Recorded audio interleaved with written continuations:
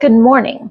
So today I am going to start a lunch. It is 7:30 in the morning on Sunday morning, and I want something a little bit different for lunch today. I don't know if you're about like me, but if you have alpha-gal or you have any sort of food allergies, it is very hard to eat out. So if you want to eat out, you have to ask questions, and so many questions because you need to know every single ingredient. It's just frustrating. And then you end up getting sick at home, so you just don't eat out. So this is something that is different than what I normally cook. It has different flavors. It's a lot crunchier.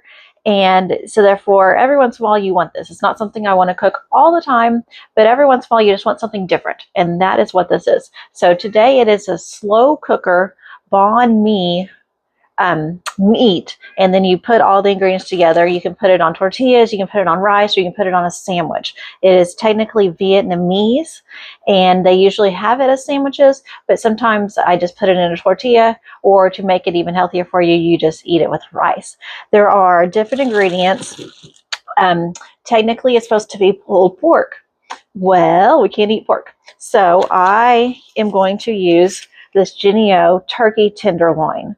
So that's what we're going to use for the meat. We are going to flavor it with a jalapeno pepper, 3 cloves of garlic, the soy sauce that is preservative free, and some brown sugar, which I have in a little container here. So that is what we're going to start with this morning, and put this in the crock pot, and we're going to cook it. It's, like I said, 7:30 right now. We're going to cook it till 11:30 or noon. So therefore our meat is all done. So what I'm going to do, I'm going to open this up. I'm going to put this in my crock pot, and I'm going to season it with salt and pepper. I'm then going to take 1/4 cup of the soy sauce. That's about all I've got left. Hopefully I have 1/4 cup. If not, it's going to be close enough that we're going to call it good. So I've got this 1/4 cup of soy sauce. I'm going to put that in. You're going to smash your garlic. You just put a spoon on top of it and smush it up into pieces. Stick that in a bowl. When you smash it, more flavor comes out, or so I'm not really 100% sure how that works, but I think it just makes it more garlicky flavor, not necessarily using the garlic itself. And so I'm going to finish and smash this last one up. Sometimes when they're really flat, it's hard to smash. So I'm going to smush it. There's some smashed garlic.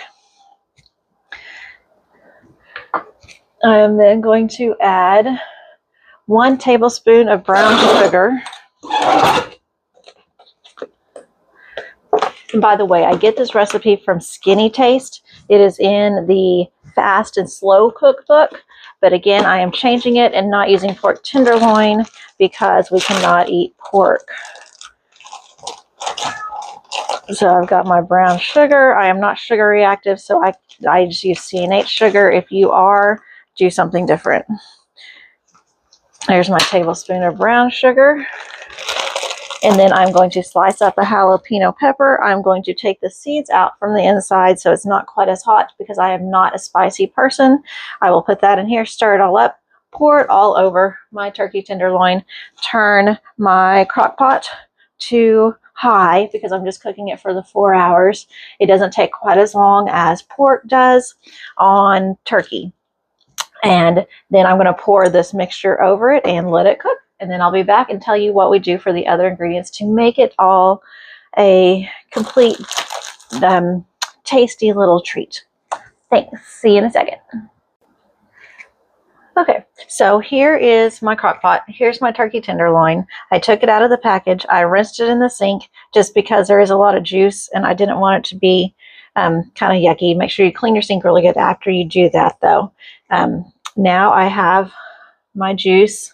This is the soy sauce, the smushed up garlic pieces, and here is the pieces. There's the size of pieces that I cut for the jalapeno. I actually only used half of the jalapeno and I did not use the seeds because I do not like terribly spicy.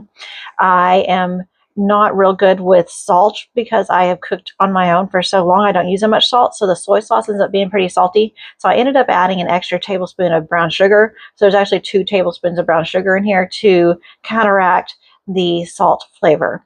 I'm just going to pour that on top of my chicken, or on top of my turkey tenderloin. And I will put the lid on and cook this until around lunchtime.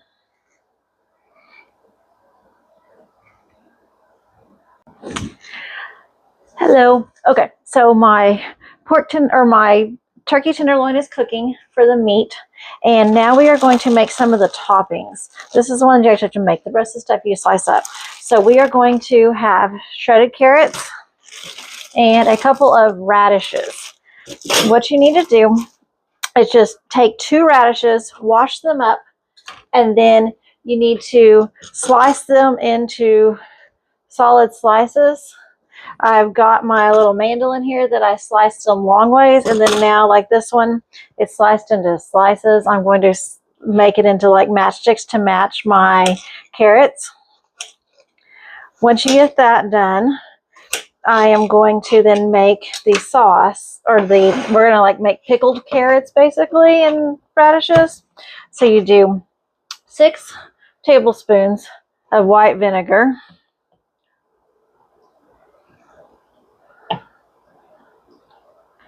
2, 3, 4, 5, and 6. We're going to then add to that 1/4 teaspoon of salt and 1/4 cup of sugar. I am then going to mix that all together, and that is going to be what I'm going to pickle my carrots and radishes in. It takes a while to get that mixed up, but it will eventually dissolve. And now I'm just going to put in all my radishes that I just cut up.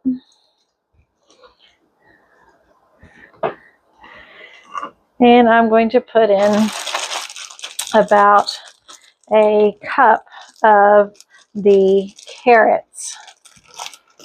Get that open.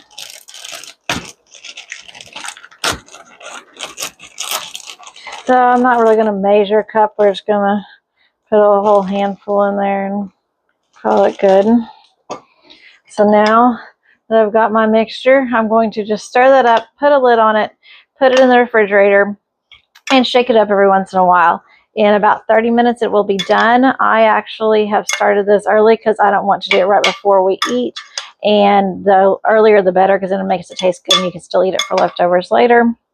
Just every once in a while come back and shake it up, so therefore that sugar and vinegar can mix together and everything can get properly seasoned. The other thing I'm going to do is I've got an English cucumber. I'm going to slice up the English cucumber, and then I've also got red cabbage, and I'm going to slice up some pieces of red cabbage, shred the red cabbage, and whenever you put that all together, this is kind of the tanginess along with the different flavor of the turkey tenderloin, and then you have the crunchiness of this plus the crunchiness of a cucumber and the red cabbage, and then on top you put some cilantro in it also. I'm going to wrap mine up in a tortilla shell, or a tortilla, and then that makes it a little like sandwich wrap. And I will show you that here later whenever the meat gets done and it gets closer to lunch. I am here in an hour or so going to flip my turkey over, so therefore it will be flavored everywhere. See you in a little while. Okay, so now I'm cooking the tortillas. Set aside quite a bit of time for this. This is the tortillas I am cooking. Tortilla Land tortillas. I guess I got to have it upside down. There you go. These need to set out for a minute, so therefore they can separate better because they're in a big chunk like this. So I've had this setting out for a little bit. I already started cooking some tortillas. What you got to do is get a big enough pan, get the heat set to about medium, and then just start cooking. I usually sit here and read my book while the rest of my family's doing other things. And because it takes a little while, but these are really good, so it is worth the wait. Wait till it's bubbly about like that to turn it over. And then you switch it to the other side, and then it will get cooked. You just go back and forth. There are 18 tacos. Just make sure you leave enough time to cook these beforehand. Don't forget about that. These are separating quite nicely now. If you take them out of the refrigerator and try to do this when they are really, really cold, they will not separate very easy, and you will have a fight on your hands. Wait about 10 or 15 minutes. You can always take the first like 2 or 3 off, and then after that they're really stuck. But then it just, while you're cooking them, then the rest will get better. And there's that tortilla. And just put it to the side. Put your next one down. And so on and so on. So I just wanted to make sure y'all were aware, if you are going to make these as tortilla wraps, use the Tortilla Land tortillas, because they have 5 simple ingredients. So it's very much better for you than all the tortillas that you buy that are already pre-done. And just take your time, make sure you just relax, grab a chair like I did, and get to cooking on those. Okay, we are back. So it is 11:30. I have finished the pork. I pulled the pork out of the crock pot. There's one of them. There's the other one. I shredded it with forks. It tastes really, really great. Here's my cilantro, my shredded red cabbage, my cucumbers, and in the refrigerator is my pickled vegetables, which is the radishes and carrots. And everything is now ready to plate together. And I've got the tortillas. So that right there is what we are having for lunch. I also saved the juice. I just strained the juice out, the rest of the gunk out of the jalapenos and garlic. I strained out, and so I have only juice left. And we are going to make some yummy tortilla. There we go. Thanks. I hope you enjoyed this.